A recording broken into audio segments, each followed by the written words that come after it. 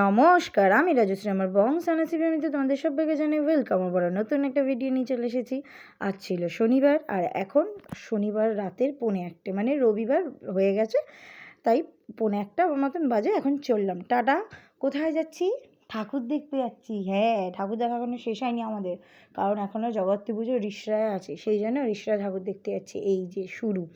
তো ভেবেছিলাম রোডটা দিয়ে এসছি, কিন্তু রোডেরগুলো দেখবো না, আগে মামাবাড়ির সাইডটা, মানে ট্রেন লাইনের ওপারটা আগে দেখে নেবো।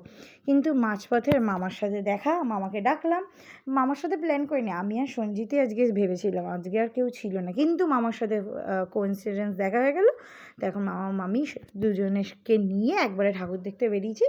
মামা বলছে আমি কিন্তু বেশি দেখবো না তোর মতন, তুই কিন্তু এখন সব দেখবি, তাই তো? আমি বললাম হ্যাঁ, আমি আজকে ঠিক করেছি সবই দেখবো মোটামুটি। কলকাতাও পুরোপুরি দেখলাম না, চন্দননগরও ঠিক করে পুরোপুরি দেখলাম না, অন্তত রিষড়া তো দেখি। হ্যাঁ, উত্তরপাড়াটা দেখেছিলাম পুরোপুরি, কিন্তু রিষড়াটা তো দেখি। তো মামা বলে ঠিক আছে, আমার যতক্ষণ ভালো লাগবে আমি ততক্ষণ দেখবো, তারপর কিন্তু আমি বাড়ি চলে যাবো। আমি বললাম ঠিক আছে, অতক্ষণই দেখো।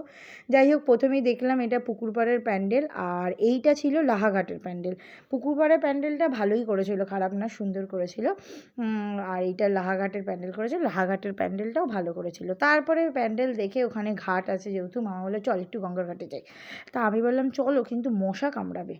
মামা বলছে আরে চল না। তারপর দেখলাম এখানে বজরংবলী মন্দির আছে একটা।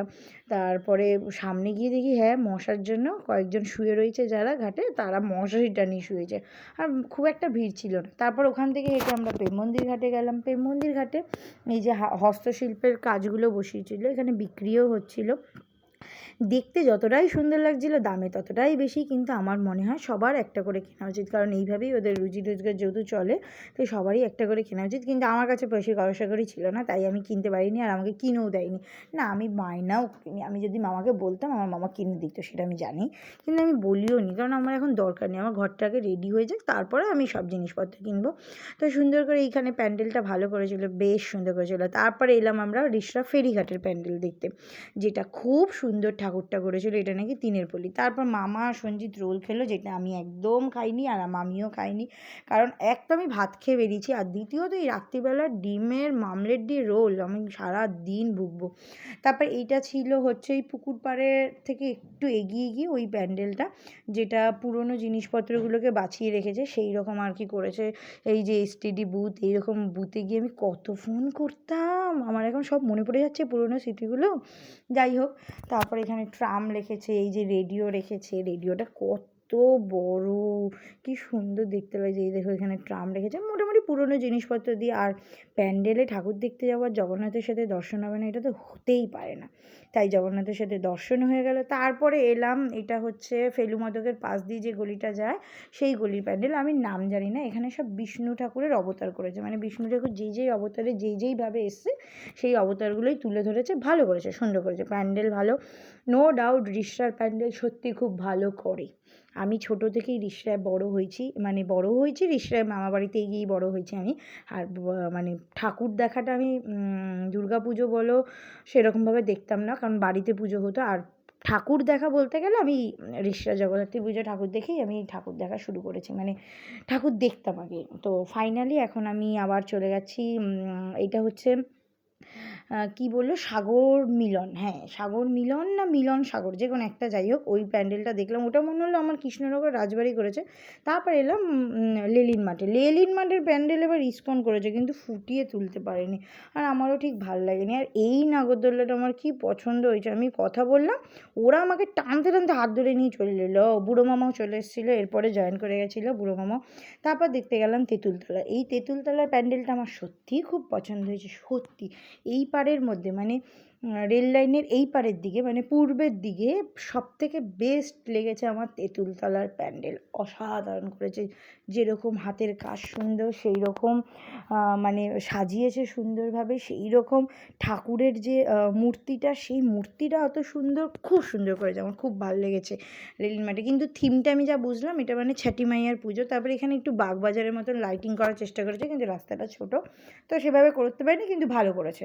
তারপরে এখন যাচ্ছি, এইটা প্যান্ডেলটার নাম আমি ঠিক বলতে পারবো না, কিন্তু এই প্যান্ডেলটা প্রত্যেক বছর ভালো করে। আর এইটা হচ্ছে আমরা দেখেছিলাম বেনিয়াটলা, বেনিয়াটলার প্যান্ডেলটা নিয়ে এসে। আর এইটা ছিল হচ্ছে বলতে পারবো না, এটার নাম আমি ঠিক বলতে পারবো না, কিন্তু এই পুতুলটা না উঠে দাঁড়াচ্ছে, আমি পরে দেখলাম। আমাকে পরে ডেকে একটা দাদা দেখালো যে দেখুন এই দেখুন পুতুলটা উঠে দাঁড়াচ্ছে, কিন্তু ঠাকুরটা খুব সুন্দর করেছিল।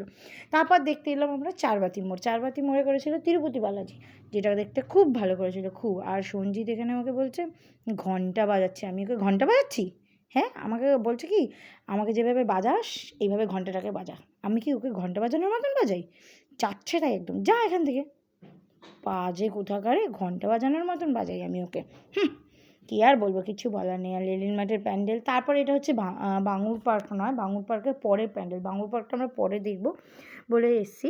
তো ওইখানে করেছিল জেলে মাছ এই সব করেছিল, মাছেদের পুকুর ঘাট এই সব, জেলেদের বাড়ি সুন্দর করেছিল, খারাপ করেনি। একজন কাপড় কাচ্ছে, একজন মাছ ধরছে, এরকম আর কি, কতগুলো মাছ উঠে রয়েছে। তারপরে এখন চললাম ফাইনালি মেসির প্যান্ডেলে, যেই প্যান্ডেলটা এই বছর প্রথম এত বড় করে করে, নাহলে ওরা নর্মাল পুজো করে। ওরা কিন্তু, আমি এত বছর ধরে দেখে আসছি, ওরা কিন্তু খুব একটা থিমের পুজো হাইফাই করে পুজো করে না। এই বছর ওরা করেছে মেসির প্যান্ডেল, কারণ মেসিকে যে আনছে সে নাকি এইখানে, তার বাড়ি নাকি এইখানে এই আশেপাশেই, তো সেই জন্য নাকি তার ইয়েতেই মানে আনার, মানে মেসিকে আনার উদ্দেশ্যেই নাকি এই প্যান্ডেলটা করা হয়েছে। তো মোটামুটি ভালোই হয়েছে, যে খুব আহামরি হয়েছে আমি খুব একটা বলবো না। ঠিক আছে, খেলে ওরা পয়সা পায়, ওরা খেলে ওরা এন্টারটেনমেন্ট, হ্যাঁ আমরা এন্টারটেনমেন্ট করি, আমরা খেলাটা দেখি এনজয় করি ঠিকই, হ্যাঁ কিন্তু পয়সা তো ওরাই পায় তাই না, ওরা তো এসে আমাদেরকে দিয়ে যায় না। তাহলে আমি অত এক্সাইটমেন্ট হবো কেন? আমার অত এক্সাইটমেন্ট নেই। যাই হোক, যার এক্সাইটমেন্ট বেশি সে চলেছে, যে যাকে গুরু মানে সে চলেছে গুরু মানতে। চললো, সবাইকে সরিয়ে ঠরিয়ে ও এখন ফটো তুলছে, জানেন? দুটো দাদা দাঁড়িয়ে ছিল ফটো তোলার জন্য, বলছে একটু সরবেন, আমি আগে একটু ফটো তুলবো মেসির। সবাইকে সরিয়ে ঠরিয়ে এখন ওর ফটো তুলছে। দুটো স্ট্যাচু রেখেছিল, একটা বসে স্ট্যাচু, একটা দাঁড়িয়ে স্ট্যাচু। এইটা হলো ভাঙুর পার্কে, যেটা একদম ভালো করেনি, আমার একদম পছন্দ হয়নি। ঠাকুরটা সুন্দর করেছে, কিন্তু প্যান্ডেলটা আমার খুব একটা পছন্দ। তারপর খেয়ে নিলাম মোমো। হ্যাঁ, এটা রাসই মানে রেস্টুরেন্ট আছে একটা শ্রীরামপুরে, ওখান থেকে ওরা দোকান দিয়েছে। আমি ভেজ মোমো নিয়েছি, সত্যি মোমোটা খুব ভালো ছিল, চাটনিটা খুব সুন্দর ছিল। মোমোর চাটনিটা ভালো লাগলে আমার মোমো খেতে ভালো লাগে। আর সত্যি খুব জুসি ছিল, ভেজ মোমো হলো, পনির ছিল ভেতরে স্টাফিং, তো সুন্দর ছিল। আর এইখানে দেখলাম এই লাইটিংগুলো এবার বেশি দিয়েছে, এই পর্দার মধ্যে লাইট জ্বালাগুলো ভালো লাগছিলো, কিন্তু কালারগুলো যদি একটু হলুদ কালার দিত, সাদা কালার দিত, বেশি ভালো হতো। তারপরে এই প্যান্ডেলটা হচ্ছে কোড়া, অঙ্কুর মানে আমরা ওই পার কমপ্লিট করে এই পারে চলে এসেছি, হ্যাঁ পশ্চিম পারে অঙ্কুর। এই পারে আমার সবথেকে বেস্ট প্যান্ডেল লেগেছে অঙ্কুর, সত্যি অঙ্কুর দুর্ধর্ষ করেছে। আর এটা সুদূর কুমোরটুলি থেকে এসছে এই ঠাকুরটা। তারপরে দেখলাম কোরাসের প্যান্ডেলও ভালো করেছে, কিন্তু আমি থিম বুঝিনি। যাই হোক, আমি মাঝে মাঝে প্যান্ডেলের থিম বুঝি না, অনেক পুরনো জিনিস রেখেছে, যেই কারণে আমি আরও বুঝিনি। ঠাকুরের মূর্তিটা কী হিসাবে করেছে আমি সেটাও বুঝিনি। তারপর দেখতে এলাম বোমানন্দ মাঠ, যেটা ভালোই করেছে।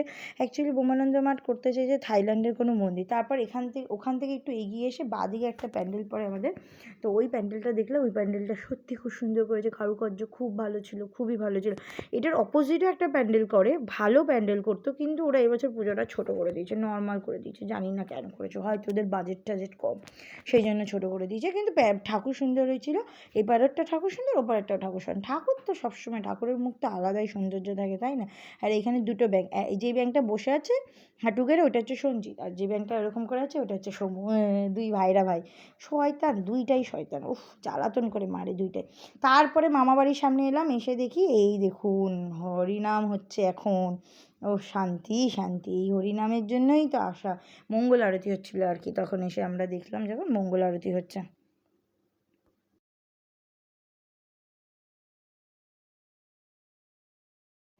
তারপরে এইখানে মামা বাড়িতে উঁকি মেরে দেখলাম সবাই ঘুমাচ্ছে, না মামা তো মামার শ্বশুরবাড়িতে, আর দিদা দাদু এখানে ছিল, এই সবাই ঘুমাচ্ছে। তারপর দেখতে এলাম লক্ষ্মীপল্লী, সেখানে করেছিল সাঁওতালি কিছু ঠাকুর ভালো করেছিল, প্যান্ডেলও ভালো করেছিল, বড় করেছিল। তারপর লক্ষ্মীপল্লী থেকে বাড়ি আসার পথে এটা করে, এই ধরুন রিক্সার একটু শেষ মাথার দিকে, ভালোই করেছিল, এটাও খারাপ করেনি। ওরা প্রত্যেক বছর অনেক বড় জায়গা তো ওদের মাঠটা, তাই ভালোই করেছিল, সুন্দর করেছিল। ভিডিও ভালো লাগলে অবশ্যই লাইক সাবস্ক্রাইব শেয়ার কমেন্ট করে দেবেন। সবাই ভালো থাকবেন, সুস্থ থাকবেন, রাধে রাধে।